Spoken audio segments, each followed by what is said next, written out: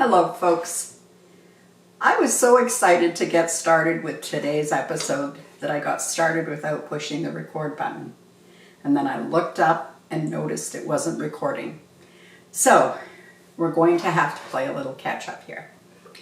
Today's episode, I'm going to talk about old-fashioned things. Today we're going to talk about what we need to make old-fashioned cake donuts. And I think I have everything rounded up, but I'm going to do a double check because now that I realize I didn't turn the camera on, I may not have everything out here. So I'll be right back after this.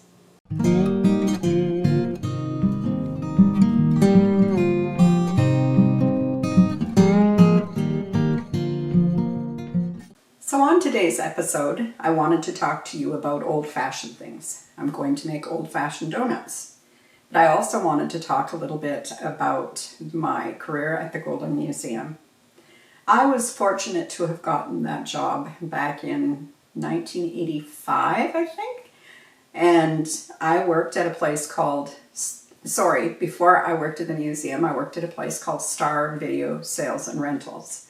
And we rented movies and we sold appliances and microwave ovens and that kind of thing. And I worked with really great people who treated me really well. Then I saw an ad in the newspaper in 1990 that the Golden Museum was looking for someone to take over as their manager, and I jumped at the chance. I was fortunate to have been raised in a family of people who were well known in the Valley and who were really great with their social obligations. So I knew a lot of people in the Valley. I knew a lot about all the old timers in the Valley. So I was going in there, I felt like, with a leg up, so to speak, that I had a leg in the door or a foot in the door, whatever that expression is.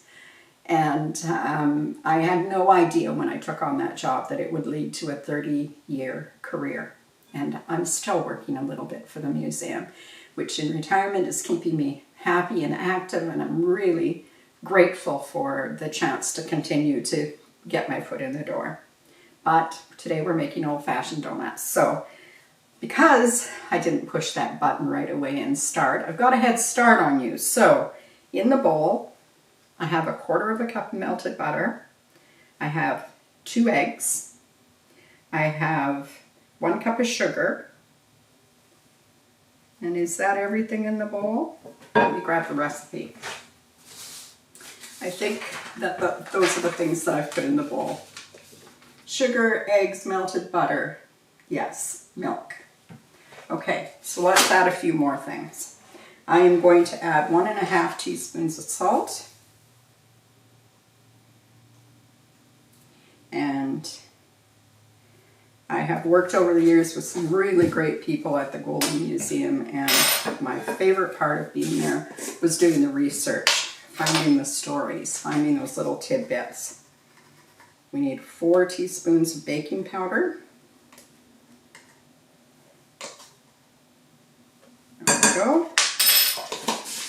We need about 1/2 teaspoon of nutmeg, and I just have the whole nutmeg, so I'm going to grind away for a minute. And the Golden Museum was built by a group of volunteers on land that was donated for that purpose, and they got together in 1968 to decide what the building would look like and how it would go. And the cheapest thing at the time was to build a Quonset hut, which is what they did, and what still stands today. It's an ugly building. But the thing is, the treasures that it holds inside are absolutely wonderful. They collect information about Golden and the communities that surround us. We have quite a big collection area. And we have a really nice archive. It's a very nice little museum. I hope someday you have the chance to visit it. So I'm going to mix these ingredients together in this bowl. And get that egg to break up. And I am going to then, now this gives you an idea how simple this is. I think I've got all the ingredients in the bowl I need in there except for the flour. So I'm going to move some of these things aside. Give myself a little more room. Get rid of the eggshells. There we go. That should clear the way. Now I'm going to add to this mixture 3.5 to 4 cups of flour. What we're trying to do with the wet ingredients is to hydrate the flour. So in order to make flour, the wheat heads are dried and the wheat berries are plucked and ground. So to make this something that's edible, we have to rehydrate the flour, or the wheat flour. And some days are better than others for doing that. Today's a rainy day here in Golden, and so hydration is not such a problem, but we'll still be cautious about how much flour we put in and at what stage. Somewhere, there's a knife. I'm just going to measure this flour out. I've measured 4 cups into this bowl because I don't want to put too much flour in there.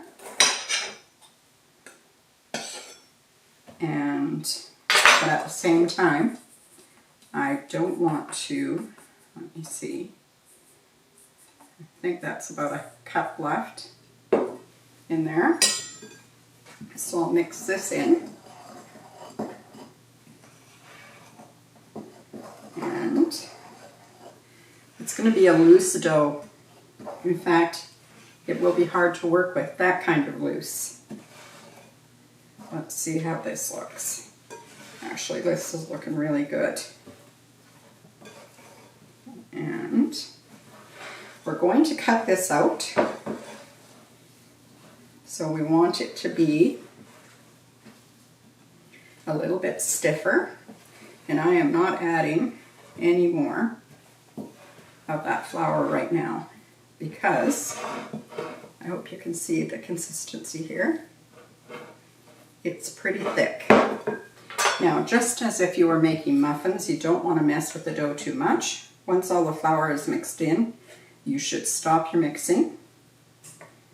And then I'm just going to gather this more or less into a ball in the middle to make sure that everything from the outside has been gathered in also, that we don't have any dry spots. There we go. And then I am going to cover this mixture with a piece of plastic wrap and put it in the fridge for an hour just to let it rest. So join me back here soon.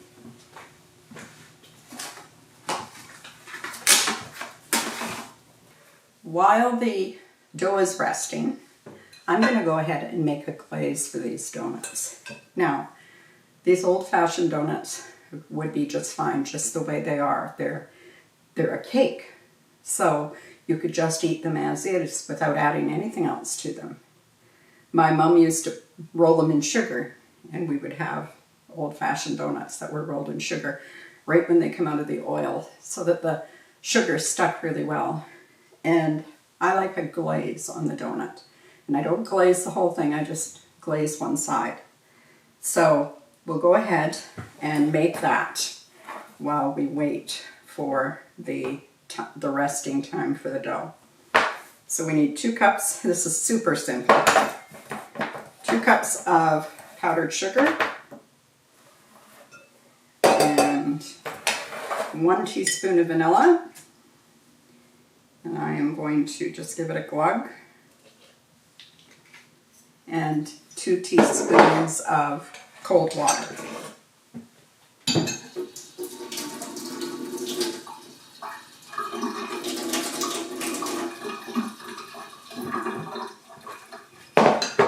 I'll give this a mix, and as I'm mixing, I'll tell you a little more about the museum. The museum was opened to the public in 1974, and it was, at the time it was opened, it was completely run by volunteers. There were no paid staff. at all at that point in time. The displays and exhibits inside the museum were rustic, and I think I need some more water in here.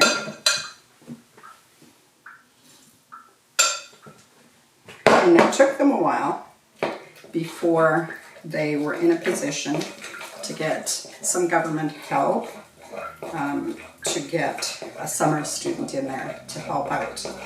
And it continued that way for a long time.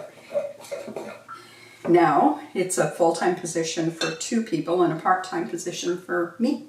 So they've come a long way. And in that time, we've collected some really fascinating objects inside that museum. We are close to the world-famous Burgess Shale, and if you have not heard of that, you should look it up. It's an amazing fossil bed that is renowned, and we are fortunate to have several pieces of the Burgess Shale in the museum. We also collect from our local citizens things that were important to them. On a regular basis, we do not collect things that are international because we're a local history museum, so we try to keep it within our area. But we do have a couple people in our area that collected things from around the world. One of them was Bill Weinman, and Bill collected himself a lot of things in his travels, lots of bugs and beetles and butterflies were in Bill's collection. Still a little short of water. So that's probably about 4 teaspoons I put in there now. And he started a little museum in his shoe store. And he opened it to the public for people to come and see these wonders, this collection of his. And as other people started to travel more internationally, they would bring him back little things to put in his museum. So some of the things that are in his museum are quite rare, and we hold on to them because of their association with Bill Weinman. Other people collected things like the creepiest thing that we have in there, as far as I'm concerned, is a gorilla skin coat. And I'm not sure whatever possessed anybody to own one with a matching handbag, but we have that there. We have some great, fantastic stories about old-timers and lost gold and all those wonderful things. Okay, so this is a glaze. It's runny, just the way we want it. And I'm going to cook today in my skillet. And I'm going to bring that skillet up to 300, I don't know, just past 350 degrees maybe. If I were using a thermometer, I'd probably go to 360 degrees, but I'm going to give this a try. If you cook at the temperature too low of the oil, then the cake will absorb the oil. So you need to get it just right. And these donuts shouldn't take more than a total of about 3 to 4 minutes on both sides. So I'm going to grab a couple of forks to help me flip them when it's time, and then it'll be just about time to get the dough out and get this whole process going.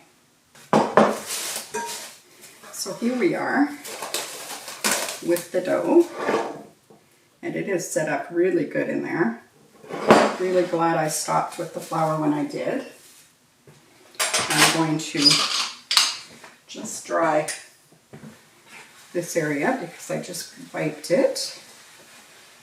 And we're going to get some flour down on here. Set that there, I'm sure we'll need it again. So I started off with a total of 4 cups of flour, and I used 3 cups of flour in this. Where you live, depending on the humidity in your area, you may need to use all 4 cups, but don't put it in all at once. We're going to lay this down, and I am going to work my way, getting this out of the bowl, onto the counter.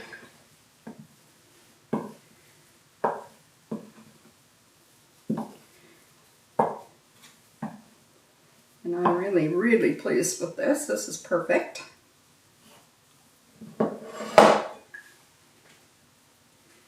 Now, the only thing that I could see, that I may have screwed up here a little bit, is that I should have, I don't know if you can see it, but I should have beaten the eggs before I put them in there, rather than just counting on them mixing in well, because I see some of the white of the egg still present. So, beat those eggs first.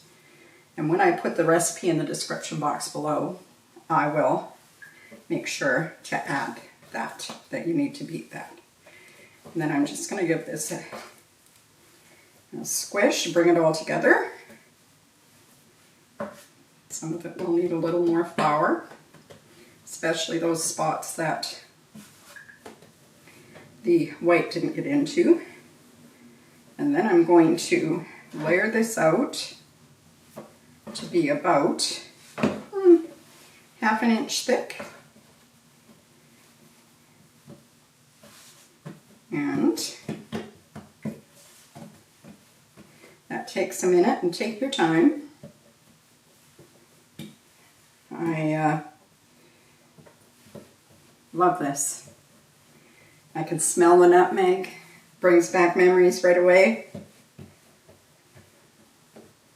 And today I'm using vegetable oil because I do have, you know, probably around a medium heat. You may want to turn to something else if you wanted to have a bit higher heat on it. But I think this will work perfectly for this today. I've got this wonderful old-fashioned cookie cutter that one of my viewers sent me. So thank you. If it was you, thank you for sending this. So I didn't have a cookie or a donut cutter, and I was complaining about that one time. And lo and behold, in the mail shows up this wonderful little parcel with this little donut cutter in it. And this is my first time using it, so I am going to give it a go. So I'm using the rest of the flour that was left over, and I'm going to coat my donut cutter. And I know off the bat that these first few donuts are going to stick to the donut cutter because it hasn't been floured well yet. And it won't matter a lick. So we'll just continue to flour as we go along and cut out those donuts and get ready. The oil isn't quite ready for us to start frying yet, but it won't take long. And it doesn't matter if they're perfectly round, these are homemade, so don't fret too much. Sometimes as kids, we used to argue about who was going to get the odd-shaped one. So, don't worry about that. Now, this should make you a dozen donuts. And then you've also got the donut holes. So this, as I said, is old-fashioned, like my topic today, with the museum and the wonderful people there. We have had some characters in Golden over the years, and a number of the stories we tell. And then there's the ones that would be inappropriate for us to tell, if you get my drift. So we are representing a town that now has almost 4,000 people. But back in the early days of the town, it was closer to 250 in its beginnings. See, I forgot to flour that one. 250 in its beginnings, and then it held a pretty steady 500 for, many years, many years. But by about 1927, when the large forest fire ran through our area, we were down to, we had about, at that point, about 1,500 people in town. So that was pretty amazing. Okay.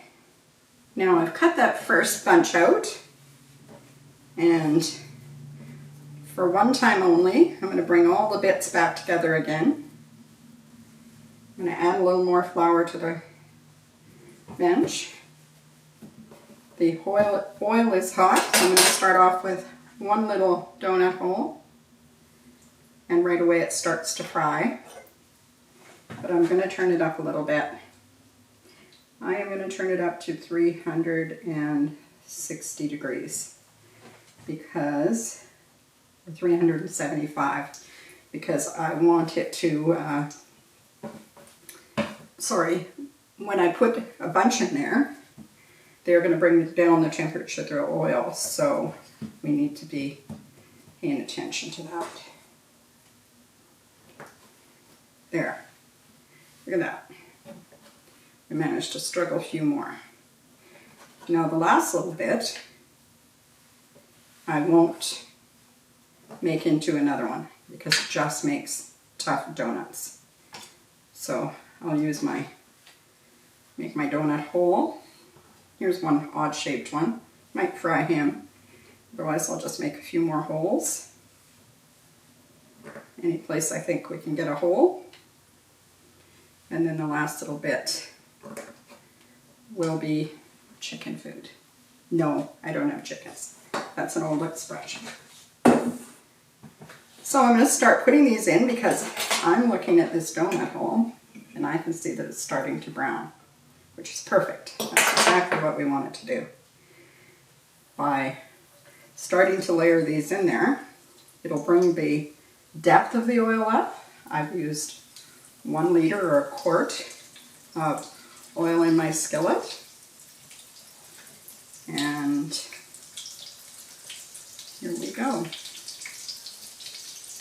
And the temperature is getting better, I can tell, because now the donuts are not staying on the bottom very long before they pop to the top. Let's give this guy room because it's getting a little squished in there. Try to remember to put the donuts in away from you so that there's no chance you're going to get splashed by the hot oil. Now donut holes are really hard because they want to flip over. And at this point we don't want them to be flipping over. I'm going to fill the rest of these cavities with some more donut holes. And these are just as delicious as the donuts themselves.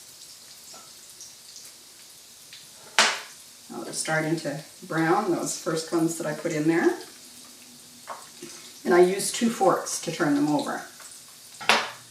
Let's start to flip a few of these. I'll flip that one. And this one. And that one. I'm going to get rid of this bowl. And I'm going to put a couple of plates over here that have just kitchen towel on them, so that as they're ready to come out of there, I can put them on here to drain. Let's turn this one and this one. Oh, this one looks like it's ready to go too. These cook up really fast, as you can see. And some of these donut holes are ready to go over. Some not quite so much. But we'll just keep them all moving. That first donut hole is ready to come out of there. And so off it goes. So look at that. It's come up to a nice size. It's too hot for me to handle yet. But it's come up to a nice size. And it's light as a feather. Light as a feather. I'm going to turn this one. And now I'm going to continue to cook these off. And I will come back when I've got them all cooked off and we're ready to do some glazing. Now I have the second batch and the last of them in there, and it won't take them long to be ready. So in the meantime, I am going to start dipping these, and I just put them in use the fork to take them out. Make sure that there's not too much on there and set them down. And yes, I could have put something underneath there, but it's my mess to clean up. Okay, look at how beautiful they are. I will make sure, whoops, ooh, I double dipped that one. Boy, everybody's going to want that one. They do soak up some of the glaze, so you don't want to dip both sides because they will get really sweet. Now I'm going to keep an eye out over here. And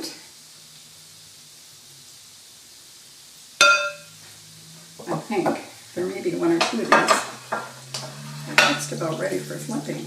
Just about. So let's keep a close eye when we finish these off. And all of the little donut holes, I am going to put them in a bag with sugar, and I'm just going to coat them in sugar. Would you look at that? Okay, let's go back to this. So, my story about the Golden Museum. I do hope that ever there's a chance for you to come to the little town of Golden, BC, that you'll stop in to the Golden Museum and have a visit. Also, just a little tip or word of advice. When you're going to any new place and you want to learn a little bit about it, the first place you should go is to their local museum, because they can tell you everything that you've ever wanted to know about the community that you're in. How it first got settled, what the industries are and were to the present time, what are the best places to see and do while you're in town, and whether or not you had family there at one time or another. So don't discount the little local museum. They have lots and lots to offer. I'm just going to finish these off, and I'm going to get rid of this hot oil, and then I will put some of these on a plate for you so that you can see what the finished product looks like. I hope you've enjoyed today's video, and if you have, remember to look for the recipe in the description box below, and keep in mind that I added a little bit more water to this than the recipe is going to say, but again, the humidity here today, high, so it may not be that way where you live.